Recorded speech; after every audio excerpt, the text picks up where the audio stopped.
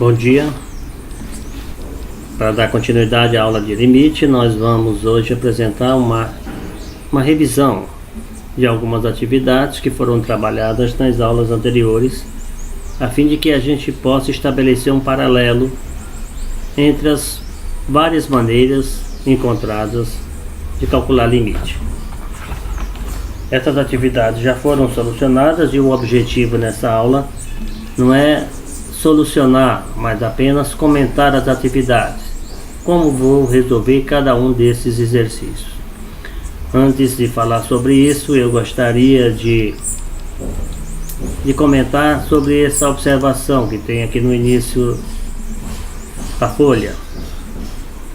Eu trago aqui para vocês algumas indeterminações. Ao substituirmos as variáveis, podemos chegar a indeterminações. Essas são algumas das várias indeterminações que nós podemos conseguir, que nós podemos alcançar. Uma outra situação que pode acontecer é encontrar uma situação de que não exista uma solução. Quando você tem um número real dividido por zero, essa situação não existe. Não existe essa divisão, não tem como você efetuar. Então aqui nós traçamos um novo caminho. Então vejamos, se eu tiver que resolver um limite e a tendência do limite for um número real, a primeira coisa que eu vou fazer aqui é substituir. E ao substituir, eu vou encontrar ou uma indeterminação, ou vou encontrar uma situação de não existência, ou vou encontrar um número real. Se eu encontrar um número real, tenho solução. Se eu encontrar uma indeterminação, eu vou trabalhar com aquelas questões de fatoração. Devo fatorar isso de alguma maneira, cortar variáveis o que der para cortar e tentar uma nova substituição. Ou seja, se há indeterminações, há alguma coisa a ser feito com fatoração. Essa é a dica. Nessa primeira questão aqui, está bem fácil, o x tende a 1, aqui vai dar 2 vezes 1 mais 1, 2 vezes 1, 2, mais 1, 3, então o limite aqui saiu muito fácil, o limite é 3. Nessa situação aqui, se eu substituísse, daria, o x está tendendo a 0, daria 0 ao quadrado é 0, mais 2 vezes 0 é 0, o limite é 0. No entanto, pode haver situações distintas. Imaginemos que aqui tem um denominador. E se eu tiver aqui x, ao substituir tudo isso, vai dar 0 em cima, vai dar 0 embaixo. Deu uma indeterminação. Nesse caso, eu deveria proceder fatorando o numerador, tentando cancelar e substituir mais uma vez. Então essa é a dica. Ao resolver limite, a primeira coisa é substituir e ver se tem uma indeterminação ou se tem uma solução. Aqui nesse caso nós temos uma solução, nesse caso específico eu tenho uma indeterminação, aqui não está resolvido e para resolver eu deveria fatorar. Esse exercício já foi feito. Se eu for resolver um exercício como esse número 2, se eu for resolver um exercício como o número 2, aqui o número 1, se eu for fazer alguma coisa como o número 2, eu primeiro tenho que pegar e desfazer esse módulo. Eu preciso desfazer. Como desfazer? Nós temos já uma aula anterior gravada, é só dar uma olhadinha. Então, se pintar módulo no limite, a primeira coisa é desfazer e reescrever o limite com o estudo desse módulo já desfeito. Então, se tem módulo, não vamos substituir, vamos desfazer o módulo e reescrever o limite. Qualquer dúvida, o aluno dá uma olhadinha na aula que passou. Nessa questão número 3 aqui, o limite está tendendo ao infinito. Limites que tendem ao infinito têm uma solução particular. Vamos ver as três opções que nós temos. Se for polinômio em cima, se for polinômio embaixo, a maneira mais prática, mais rápida e eficiente é você separar os termos que têm o maior grau e reescrever o limite, tipo limite de 3x ao quadrado dividido por 2x ao quadrado. Cancela o que tiver que cancelar, fatora o que tiver que fatorar. O x aqui está tendendo a mais infinito. E vejamos o que é que sobra. Neste caso, ao fatorar, eu cancelei as variáveis, então já tenho de cara o limite. Se eu não tivesse de cara o limite, eu ia tentar mais uma vez fatorar. Então, limites que têm como solução, que têm como tendência ao infinito, é resolvido de uma maneira diferente.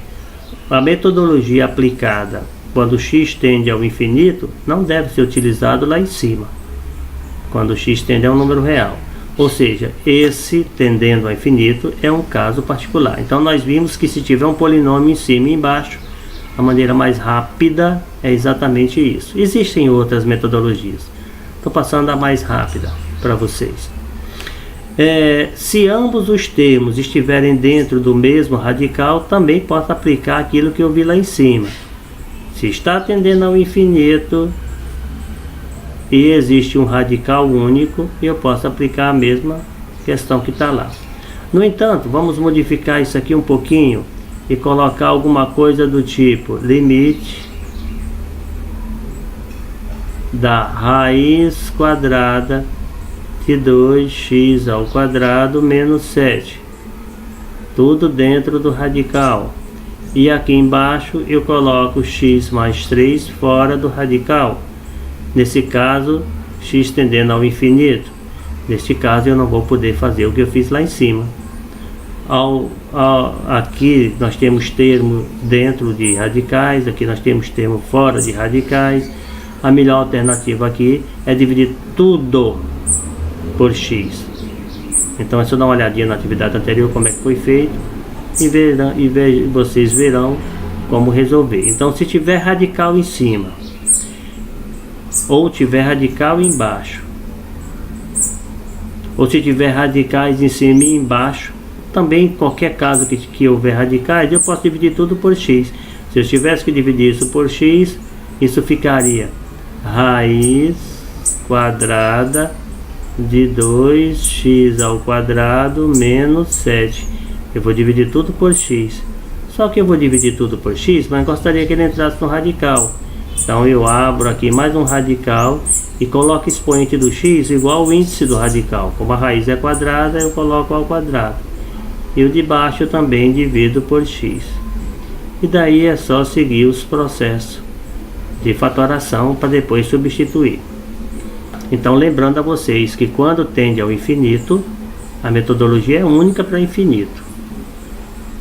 Se tiver radical envolvido, eu devo substituir para x.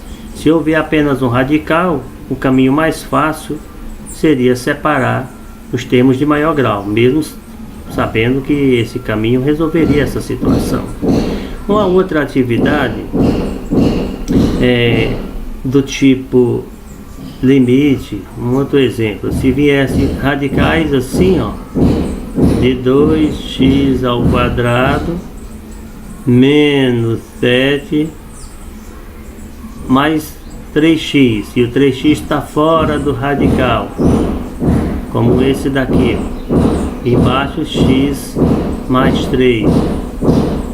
Também não vou poder pegar esses termos aqui, ó, como eu fiz nesse exemplo aqui, porque em cima tem radical, mas embaixo não tem. Novamente eu vou fazer dessa maneira, ó, vou substituir aqui, ó, substituir não, eu vou dividir, essa é a palavra correta, eu vou dividir tudo por x. Então aqui eu devo dividir por x e fazer tal qual eu fiz nesse caso aqui. Igual eu fiz aqui, eu farei nesse daqui, né? Nessa próxima situação, eu tenho uma situação onde tende a um número real. Então, como tende a um número real, eu não vou usar aquele conhecimento de tender a infinito, porque tender a infinito são questões particulares. Então, quando tende ao infinito, eu vou fazer da forma que foi explicado. Mas quando tende a um número real, eu vou fazer tal qual eu fiz lá no começo. Essa atividade aqui, ó, está tendendo a 1. Então eu vou primeiro substituir para ver o que é que eu tenho. Então eu vou ficar com 1 em cima, embaixo eu vou ficar com 1 menos 1. E esse 1 menos 1 está ao quadrado. Então vai ficar 1 menos 0 ao quadrado. 1 dividido por 0 ao quadrado é 1 sobre 0. 1 sobre 0, se situação não existe. E seria uma questão dessa natureza aqui, ó. Quando não existe a divisão de um número real por 0. Se não existe, isso nos remete a pensar que a situação vai ter que ser analisada detalhadamente pela direita e pela esquerda. Então toda vez que der 1 sobre 0, qualquer número real sobre 0, devemos calcular os limites laterais, direito e esquerdo. Então vamos escrever aqui a função calculando o limite pela direita. Então vai ficar limite de 1 sobre x menos 1 elevado ao quadrado quando x tende a 1 pela direita. Imagina você aqui uma reta, aqui tem o número 1 e eu quero me aproximar do 1 pela direita. E vou ficar o mais próximo possível, sem nunca tocar no 1. Ou seja, eu vou pegar valores maiores do que 1. Então eu vou ter aqui alguém bem próximo do 1, mas ainda maior do que 1. Quando essa diferença for infinita, quando essa distância entre o número que eu peguei e o 1 for infinita, eu vou ter um número, digamos que aqui seja 1,00001, alguma coisa assim, 1,00001, bem próximo do 1, menos 1, eu vou ter o número 1 em cima, e ao substituir esse 1,01 menos 1, eu vou ter quase zero, um número bem pequeno, mas ainda positivo. Se você divide o número 1 por um número infinitamente pequeno, você vai ter um número infinitamente grande. Ou seja, sempre que você divide por um número menor, o quociente vai ficando maior. Então aqui eu vou ter algo do tipo quase infinito, mas ainda positivo. É outra propriedade, um número dividido por alguém infinitamente pequeno. Para ter uma ideia, se a distância fosse 0,1, 1 dividido por 0,1 é 10. Se a distância fosse ainda menor, 0,01, a divisão me daria 100. Observe que à medida que a distância diminui, vamos colocar 1,001. Aqui já dá quanto? 1000. Ou seja, à medida que eu me aproximo, o meu número tende a um infinito. Ele está aqui ao quadrado, então aqui vai ter 0, quase zero ao quadrado, vai ficar positivo. 1 dividido por esse número está mais infinito. Vamos agora nos aproximar pelo lado esquerdo. Então pelo lado esquerdo eu teria limite, quando x tende a 1 pela esquerda, de 1 sobre x menos 1. Estou me aproximando pela esquerda, estou pegando alguém menor do que 1. Se eu pegar alguém menor do que 1, essa distância vai ficar negativa. Imagine, aqui está o número 1. Aqui está o número 1 e eu venho me aproximando por aqui. Então eu tenho tipo 0,999 menos 1. Vai dar um número infinitamente pequeno, mas ainda negativo. Daria 0,001 mais negativo. Então aqui eu teria o número 1 em cima e aqui alguém quase zero mais negativo, só que está ao quadrado.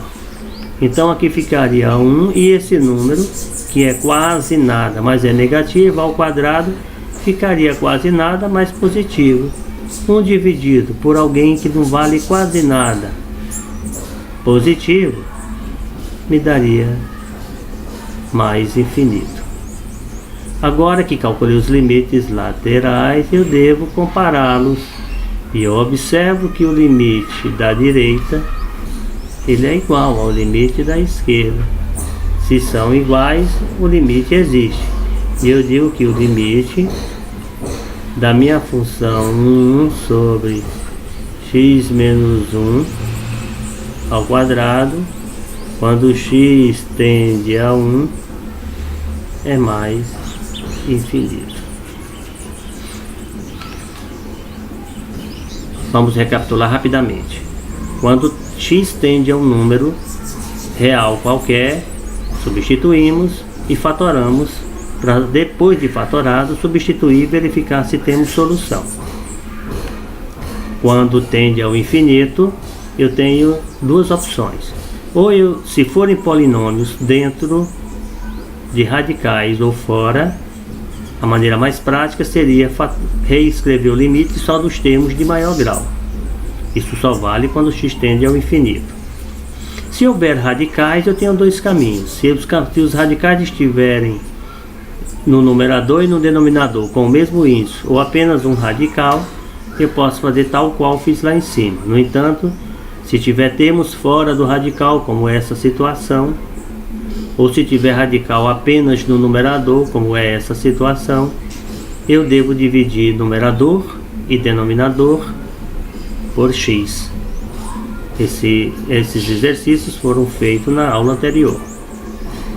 E depois de fatorado, substituímos. Nessa última questão, tende a um número diferente de zero, não é infinito, mas ao substituir cai numa situação de não existência, não é indeterminação, é não existência. Toda vez que cai numa situação de não existência, isso me leva a concluir que eu preciso do limite direito e esquerdo para só então compará-los. Se forem iguais, tem limite. Se forem diferentes, dizemos que não existe limite, porque não há o limite bilateral, uma vez que são diferentes.